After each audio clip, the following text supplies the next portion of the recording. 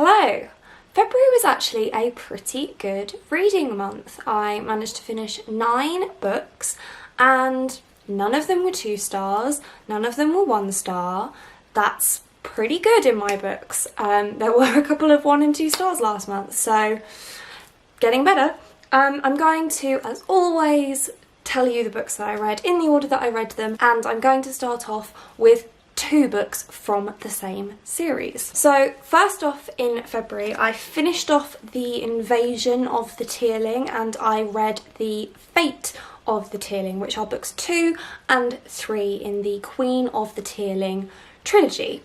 Now, book 2 I gave 5 stars and book 3 I gave 4 stars. Now, because these are books 2 and 3 in a trilogy, I of course can't tell you what these 2 are about, but I can tell you what book 1, The Queen of the Tearling, is about.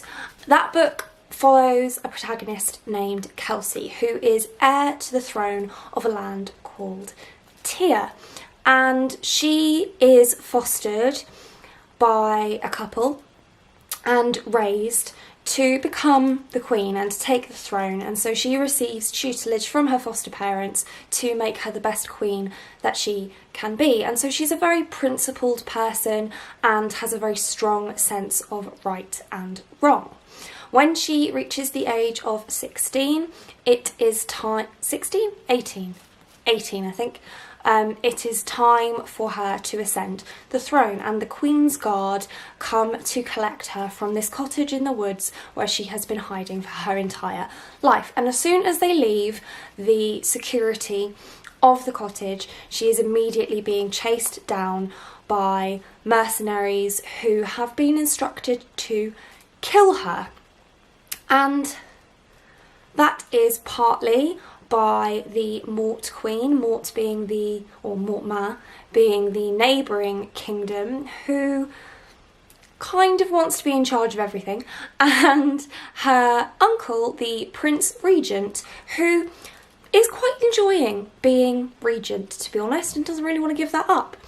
And it follows her travelling to the country and ascending the throne and dealing with all of the wrongs that have been committed in her absence. And then we have books 2 and 3, which are a continuation of that story, but things do get a lot more complicated. This is an epic fantasy series, so there are a lot of trademarks of epic fantasy, but actually it's also quite an interesting mix of some different genres as well. There's sort of hints of dystopian, there's hints of mystery, there's hints of some other genres that I won't tell you about because spoilers, but I absolutely loved book 2, The Invasion of the Tearling. It 100% did not suffer from middle book syndrome at all. I really enjoyed the pacing. The pacing in book 1 was a little bit on the slower side. This was more sort of evenly paced. It wasn't super fast paced, but it started off about the same pace as the end of book 1 and then maintained that pace throughout. There was lots of questions answered in this one, but still enough questions left open to lead into the final instalment, which I did also enjoy. But as I said, this was 5 stars and this was 4 stars, and The Queen of the Tearling was 4 stars as well. The reason this went down from 5 stars to 4 stars, even though I enjoyed the majority of the book, is because I didn't like the ending. I didn't like what the author did with the ending. Some people would really like it, but it's worth bearing in mind that the ending of this one is not going to be for everybody.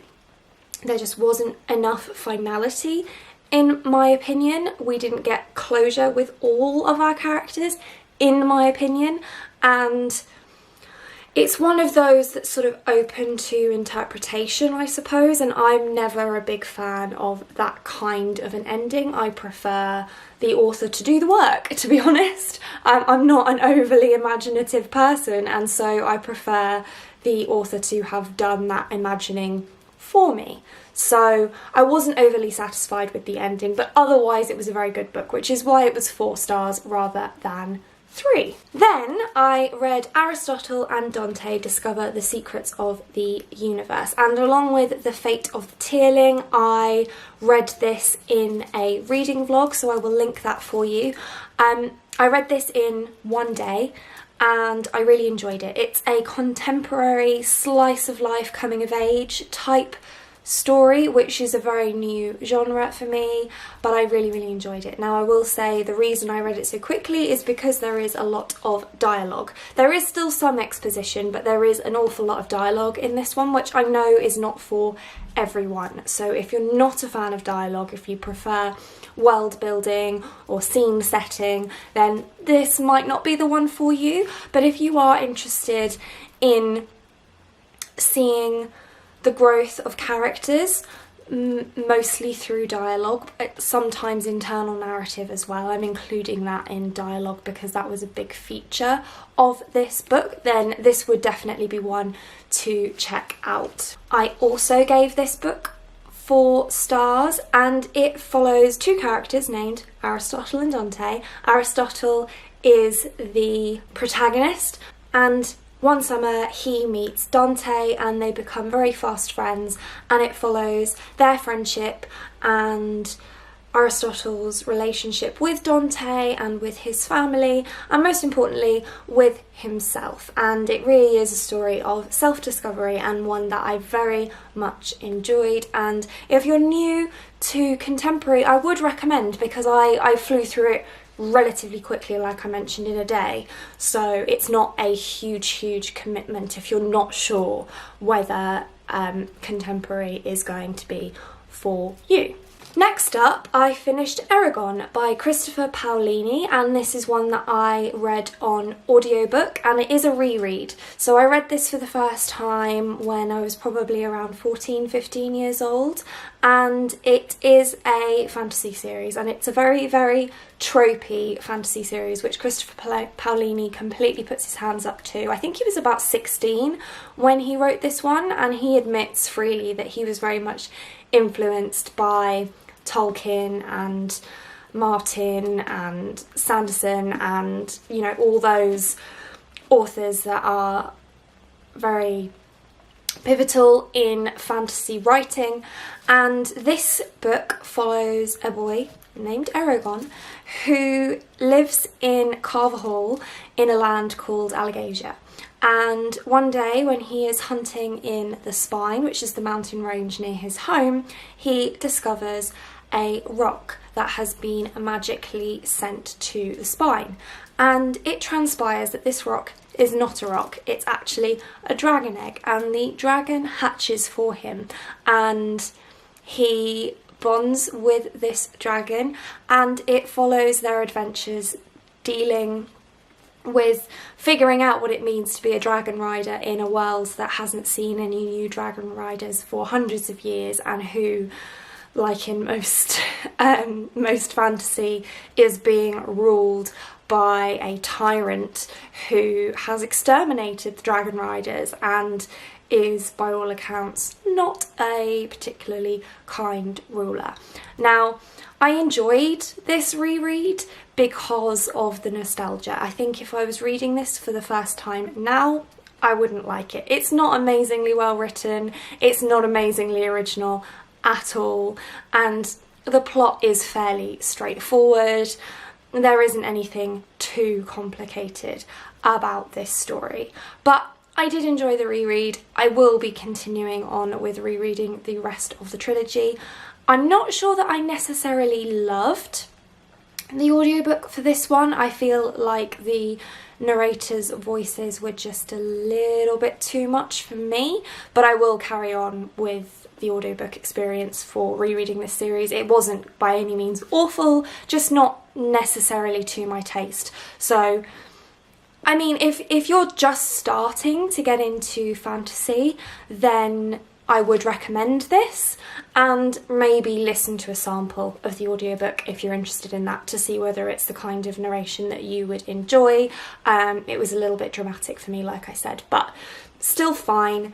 And yeah, If it's a reread, it's a nice trip down memory lane. If you're just getting started in fantasy, then it might be a good one to start with. If you're an experienced fantasy reader and you've never read this before, then I'm not sure that you'd necessarily enjoy it. Next up, I read Circle of Shadows by Evelyn Skye, and this was the Fairy Loot book from the January box, and so I read this as part of the Fairy Loot readathon this month. I liked it. I really enjoyed the Japanese influences in this story. It follows Sora and Damon, who, for all intents and purposes, are magical ninjas, which is pretty cool, and they're also Gemina, which means that they are bonded for life. And they're known for being the pranksters in their class, I suppose. So when they stumble upon a group of people who don't mean too well for the land and they report it, they're not necessarily taken seriously, and so they take it upon themselves to infiltrate that gang and try and resolve the issues for themselves. Now, this is YA, as all books in the Fairy Loot boxes are. It is YA and it is fantasy, and like I mentioned before, it has Japanese inspirations in it, and I really enjoyed those elements. I really enjoyed the elements of Japanese culture and religion and spiritualism and food. There's a lot of mention of food in this book, which made me very hungry. And I really enjoyed the relationship between Sora and Damon, and also some of the side characters with each other and with Sora and Damon, our protagonists, and I really did enjoy those elements. However, the plot was a little bit sort of loose for me. I feel like it could have been stronger. The intrigue could have been stronger. I feel like it wasn't as deep as it could have been, and I would still be interested in reading the sequel. This is going to be a trilogy, I believe, and Evelyn Skye is currently writing book 2, so I would read that. It wouldn't be super high on my TBR, but again, I think this is probably a pretty good one if you're new to epic fantasy, because it's close enough to our world that it's not so difficult to follow in that respect, but it is still set in a different world. There is still a magic system to get your head around. There is still a reasonably large cast of characters, but nothing massive, so it is pretty good for that, I think, and that's possibly why it wasn't as attractive to me, because I'm used to very epic fantasy where the world is very complicated, the magic system is very complicated, and the cast of characters is pretty big, and that's not the case in this one, which is fine. It just meant that it wasn't as much for me as others, but I did enjoy it and I did give it 3 stars. Next up, I read The Final Empire, the first book in the Mistborn trilogy by Brandon Sanderson, and again this was a reread and also one that I did on audiobook, because as I've mentioned before, I'm doing all my rereads on audiobook exclusively now, and in fact all of my audiobooks are going to be rereads. It means that I get to do at least 1, maybe 2 rereads every month, which is ideal for me, because otherwise I really miss rereading. Mistborn the Final Empire follows a band of Scar thieves, and Scar are the serfs in this world, and this is a land where the bad guy won 1,000 years ago and has been ruling ever since and oppressing the Scar population and lifting up and building up the noble population who treat the Scar incredibly badly. And so our band of main characters, thieves, decide to Ocean's 11 heist the Final Empire and overthrow the Lord Ruler. And the best thing about this series, in my opinion, is the magic system. We have allomancy as the magic system, and that involves the consumption and burning of metals to gain certain abilities. You have 2 types of magical people in this world. You have Miststings and Mistborn. Miststing are only able to burn 1 type of metal to gain 1 ability, whereas Mistborn can burn all the metals to gain all of the abilities. And it's a really complex magic system, but it's explained in a way that is completely easy to follow, and I absolutely love the complexity of the magic system in this series. The world building is, as always with Sanderson, incredible. It's complex, but again, easy to follow, and yes, there is a pretty big cast of characters, which only gets bigger as the series goes on. Needless to say, 5 stars, absolutely loved it. It was 5 stars the first time as well. Was it? No, I think it was 4 stars the first time. Yeah, it was. It was 4 stars the first time because I just found it a little bit difficult to get into, but I mean, I already understood all the rules of the world and things by the time I reread it, so that made it easier. And so, yeah, 5 stars. Absolutely loved it. I'm currently rereading The Well of Ascension, which is book 2, so I will speak to you about that one at the end of March. Next up, I read The Invisible Library by Genevieve Cogman, and this was another 3-star read for me. It is, well, I picked it up in the fantasy section of Waterstones, the bookshop, but I don't necessarily think that it's fantasy. I actually think that it's mystery with fantastical elements. This book follows Irene, who is a librarian in a mystical library which is in between a lot of parallel worlds, and the library can be used to access these parallel worlds, and Irene's job is to collect books from these worlds to bring back to the library for safekeeping, I suppose, and for study. She gets sent on a mission along with a new apprentice, Kai, who is very mysterious and attractive, shall we say? I won't say any more than that. So he's very mysterious and he's a new student, and she's sent to collect a book from a version of London that is chaos infested. Chaos being sort of a disease, not really a disease, but sort of a malignance within the world which fosters bad magic. So we have fae, we have vampires, we have sort of zombie, mummy type creatures, and all of that sounds really, really interesting, but unfortunately there was just far too much mystery in this book for me, and that wasn't what I was expecting, and so it meant that it impacted on my enjoyment a little bit. I can understand why this was in the fantasy section, but I think that the synopsis should maybe have made it a little bit more clear that this is a mystery novel, not really a fantasy novel, and I just didn't find myself all that intrigued in the mysterious elements of the plot. Also, something to be aware of, there is a touch of romance in this one, so if that's not your thing, then bear that in mind. If you're a fantasy reader, I don't necessarily recommend this one unless you really enjoy mystery novels as well. I will say that the romance is very, very light, and there is romance in all of the other books I've mentioned as well, because I don't mind romance in books, and to be honest, that was my favourite part of this one, even though it was such a small part of the story, just because I wasn't all that into the mystery. But I did read the whole thing. I probably won't pick up the rest of the series, but it was a good one if you like fantasy and you like mystery. Yeah.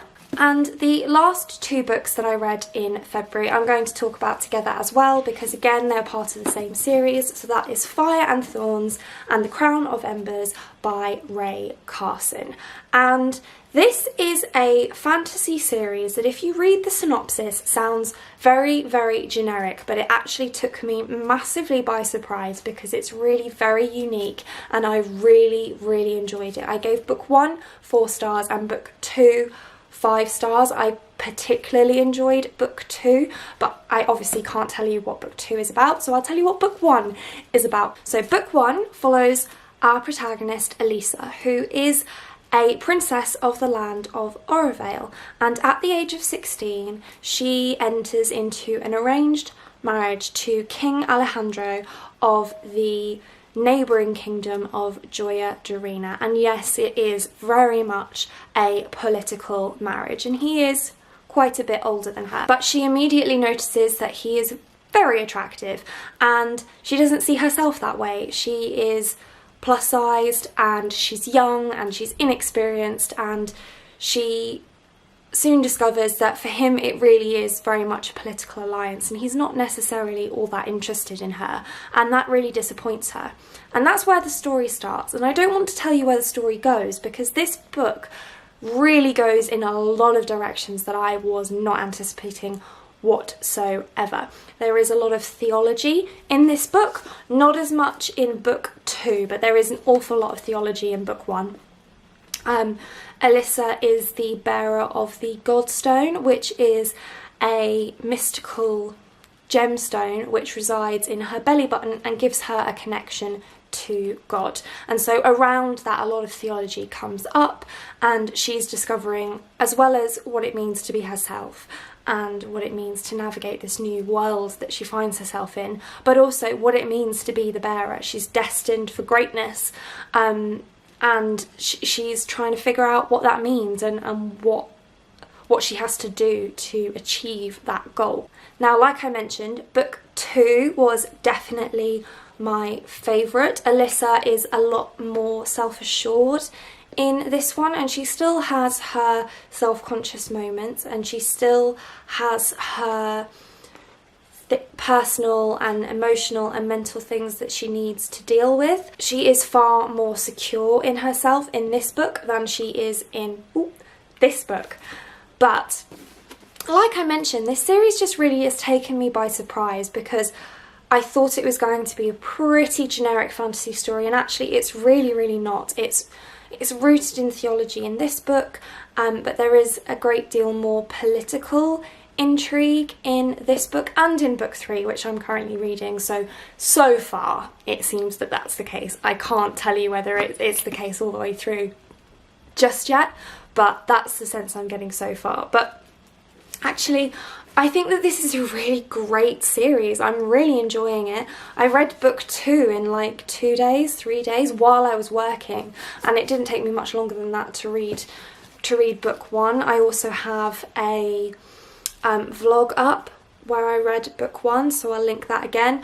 But I really enjoyed these 2 books, and I'm enjoying book 3, which I will report back on at the end of March. But if you like fantasy and you're looking for something a little bit different, and something where a lot of the intrigue comes from theology rather than from political intrigue or war, then I would recommend this trilogy. And I would recommend this trilogy anyway. I think it's really interesting. The other thing about it is it's Middle Eastern inspired with Spanish influences, which again is very different for fantasy. Most fantasy is sort of European inspired, and this definitely is not, which again I really enjoyed. It made it very different for me. It's not at all the stereotypical fantasy series that I was expecting, and so I would absolutely 100% recommend it. If you're looking for fantasy that's a little bit different from the norm,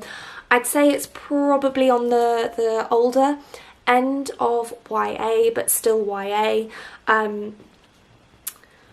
although it doesn't preclude adults from reading it, because I really enjoyed it, and it's not. It's one of those YA series that doesn't presume that young adult readers aren't capable of understanding complex topics. It doesn't shy away from complex topics, and it does not shy away from consequences at all. There are some hefty consequences in this series, and that's something that I personally really enjoy because it adds to the realism of the series for me. And that's it. Those are all the books that I read in the month of February, and as I said at the beginning, a pretty good reading month. I've really enjoyed some of these books and would highly recommend them. But that's it for now. Thank you so much for watching. If you like this video and want to see more like this from me, then do think about hitting that subscribe button, and I hope to see you here again soon. Thanks! Bye!